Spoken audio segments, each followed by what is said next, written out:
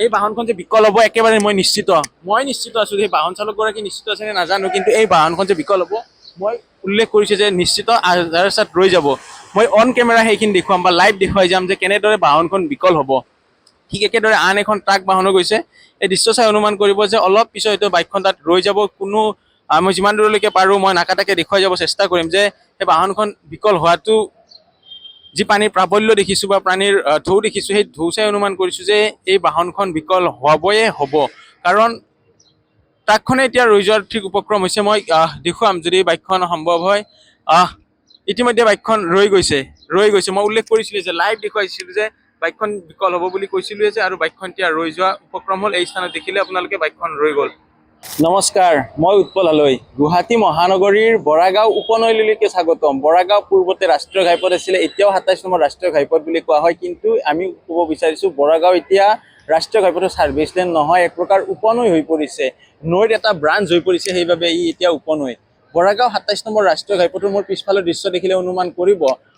এইফালে যি চোৱা যায় যে দোকানসমূহ পানীৰ তলত আছে, আৰু ঠিক একেদৰে পিছফালে দূৰ দূৰণিলৈকে কৃত্ৰিম বানৰ কবলত পৰিছে।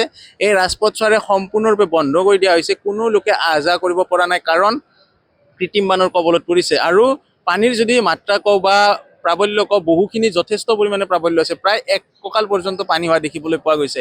তাতোকৈ ডাঙৰ কথা, বেক কেমেৰাৰে মই দেখুৱাম বা আপোনালোকে সেই দৃশ্য চালে অনুমান কৰিব।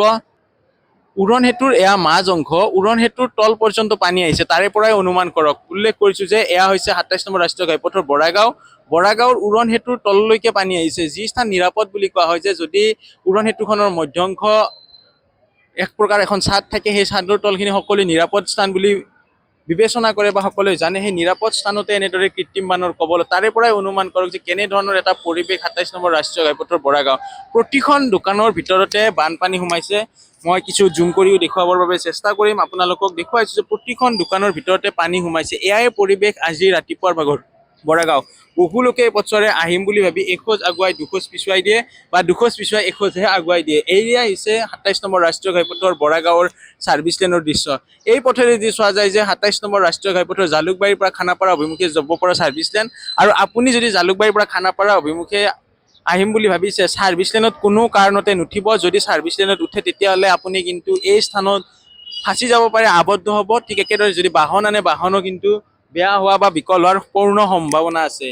এতিয়া সময় প্ৰায় ৯ বাজি গ'ল, আৰু ৯ বজাৰ পিছতো পানী কমাৰ নাম গন্ধ লোৱা নাই। প্ৰতিখন দোকানৰ ভিতৰতে উল্লেখ কৰিছোঁ যে পানীৰ কবলত এগৰাকী দোকানী আহিছে, তেখেতে দোকানখন নিজৰ পৰিষ্কাৰ কৰাৰ বাবে তলা খুলি আছে, কিন্তু তেওঁ বিফল হ'ব, কাৰণ বহু সময় ৰ'ব লাগিব। ভিতৰ ভাগত পানী সোমাইছে, পানীখিনি উলিয়াব লাগিব।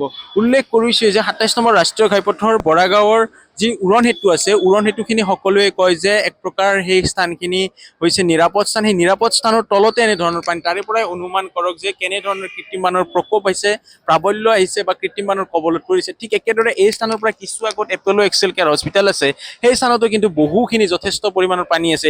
এয়াই হৈছে আজিৰ দিনটোৰ ৰাতিপুৱাৰ ভাগৰ বৰাগাঁও চাৰিআলিৰ দৃশ্য। বৰাগাঁও যদি আপোনালোকে আহিম বুলি ভাবিছে, তেতিয়াহ'লে ব্ৰিজৰ ওপৰেৰে গুচি যাওক, তলেৰে নাহিব। তলেৰে আহিলে কিন্তু আপোনালোকে এনেধৰণৰ অসুবিধাৰ সন্মুখীন হ'ব। এই লোকজনে নিজৰ দোকানখনৰ বাবে যিখিনি যাৱতীয় কাম কাজ, সেইখিনি কৰাত তেওঁ ব্যস্ত হৈ পৰিছে, কাৰণ পেটৰ ভাত মুঠিৰো কথা আছে, আৰু দোকানখন দিলেহে এইটো ঘৰখন চলিব। তাৰ বাবে এই কাম কাজখিনি কৰিবলৈ দেখিবলৈ পোৱা গৈছে।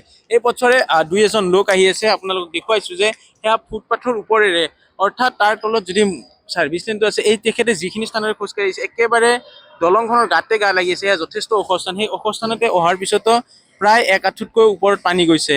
অৰ্থাৎ যদি ফুটপাথৰ পৰা তেওঁ ৰাজপথলৈকে যায়, ছাৰ্ভিচ লেনলৈকে যায়, তেতিয়াহ'লেতো বহুখিনি পানী পাব। তেওঁ একেবাৰে দলংখনক আশ্ৰয় হিচাপে লৈ দলংখনত হাতেৰে হাত দি এনেদৰে আগবাঢ়ি আহিছে। তাৰে পৰাই অনুমান কৰিব পাৰিছে ইয়াৰ পৰিৱেশ বা পৰিস্থিতি কেনেকুৱা হ'ব পাৰে। এজন লোক গৈছে ওপৰে দলংখনকে এক প্ৰকাৰ আশ্ৰয় হিচাপে লৈছে প্ৰত্যেকজন। এখন বাহন দেখুৱাইছোঁ, এই বাহনখন যে বিকল হ'ব একেবাৰে মই নিশ্চিত আছোঁ। সেই বাহন চালকগৰাকী নিশ্চিত আছে নে নাজানো, কিন্তু এই বাহনখন যে বিকল হ'ব মই উল্লেখ কৰিছোঁ যে নিশ্চিত আধাৰ চাত ৰৈ যাব। মই অন কেমেৰা সেইখিনি দেখুৱাম বা লাইভ দেখুৱাই যাম যে কেনেদৰে বাহনখন বিকল হ'ব। ঠিক একেদৰে আন এখন ট্ৰাক বাহনো গৈছে। এই দৃশ্য চাই অনুমান কৰিব যে অলপ পিছত হয়তো বাইকখন তাত ৰৈ যাব। মই যিমান দূৰলৈকে পাৰোঁ মই নাকাটাকে দেখুৱাই যাব চেষ্টা কৰিম যে সেই বাহনখন বিকল হোৱাটো যি পানীৰ প্ৰাবল্য দেখিছোঁ বা পানীৰ ঢৌ দেখিছোঁ, সেই ঢৌ চাই অনুমান কৰিছোঁ যে এই বাহনখন বিকল হ'বয়ে হ'ব।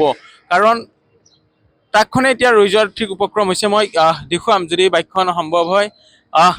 ইতিমধ্যে বাইকখন ৰৈ গৈছে। মই উল্লেখ কৰিছিলোঁ যে লাইভ দেখুৱাইছিলোঁ যে বাইকখন বিকল হ'ব বুলি কৈছিলোঁ যে, আৰু বাইকখন এতিয়া ৰৈ যোৱা উপক্ৰম হ'ল। এই স্থানত দেখিলে আপোনালোকে বাইকখন ৰৈ গ'ল। আৰু এয়া হৈছে ২৭ নম্বৰ ৰাষ্ট্ৰীয় ঘাইপথৰ বৰাগাঁৱৰ পৰিৱেশ। এতিয়া বাইকখনৰ পৰা নামি আছে।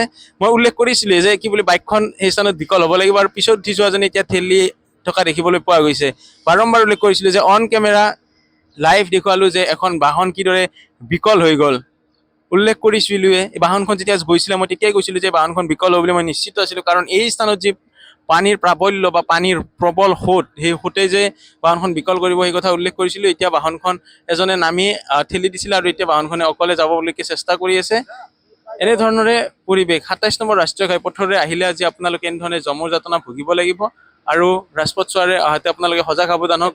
আহিয়ে ঘপককৈ বাইকখন বা কাৰখন নমাই নিদিব। যদি বাইকখন বা কাৰখন নমাই দিয়ে তেতিয়াহ'লে কিন্তু আপোনালোকৰ যে বিকল হ'ব এয়া নিশ্চিত। আন এখন ট্ৰাক বাহন গৈ আছে, চকা সম্পূৰ্ণৰূপে ট্ৰাকৰ চকা যদি সম্পূৰ্ণৰূপে পানীৰ তলত, তাৰে পৰা অনুমান কৰক কেনেধৰণৰ পৰিৱেশ। পুনৰ মই বাইকখন দেখুৱাম, যিহেতু মই বাইকখনৰ কথা উল্লেখ কৰিছিলোঁ। বাইকখনৰ কথাখিনিতে মই বেছি ফ'কাছ কৰিছিলোঁ, কাৰণ বাইকখন বিকল হ'ব বুলি উল্লেখ কৰিছোঁ। বাইকখনৰ এতিয়া ধোঁৱা ওলাই আছে, তেওঁ ৰখি পিনে তাত বাইকখন ষ্টাৰ্ট কৰি চাইছে, বা ধোঁৱা এতিয়া পানী সোমাইছিলে, পানীখিনি ওলাই থকা দেখিবলৈ পোৱা গৈছে। এয়াই হৈছে আজিৰ দিনটোৰ ২৭ নম্বৰ ৰাষ্ট্ৰীয় ঘাইপথৰ পৰিৱেশ।